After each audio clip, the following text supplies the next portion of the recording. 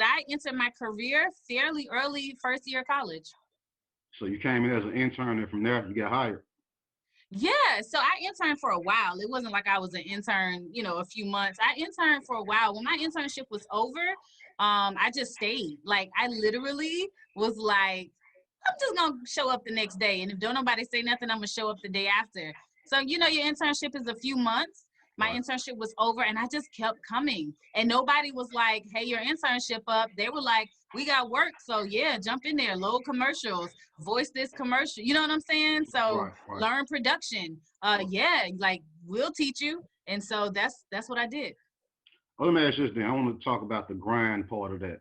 So when you first came in the door, you came as an intern.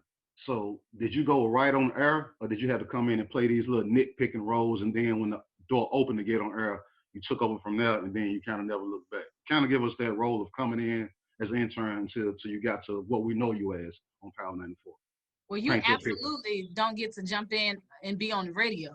Right. It's definitely a grind, as you said. And for me, I love every aspect of radio. So nothing was too small for me to do. Okay. Nothing was too small. Whether it was do production, whether it was just in there practicing, learning the equipment, I was with all of it. But nobody had to tell me to show up. I was there from the time them doors open to the time them doors closed. Like, for me, it was learning every aspect of radio from learning how to use Adobe, learning how to use Vox Pro. When I first came in, it was reel to reel. Like we was Right. slicing a reel, we was Right. taping it together with a blade. Like we was doing work. So obviously the end goal was to be a radio personality, but it was nothing that was grunt work.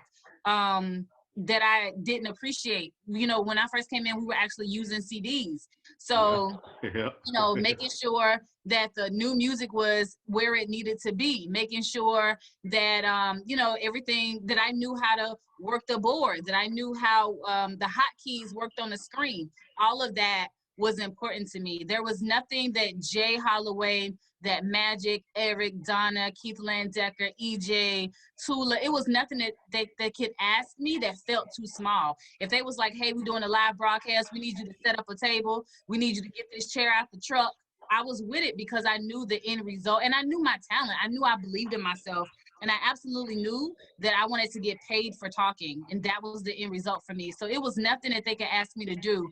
And that I wasn't like, hell yeah, I'll do it, because I was also building relationships and nurturing relationships. Right. That's so important. I'm glad you said that. Yeah. So I wasn't coming in not willing to listen. Anything that Magic told me, I soaked it up.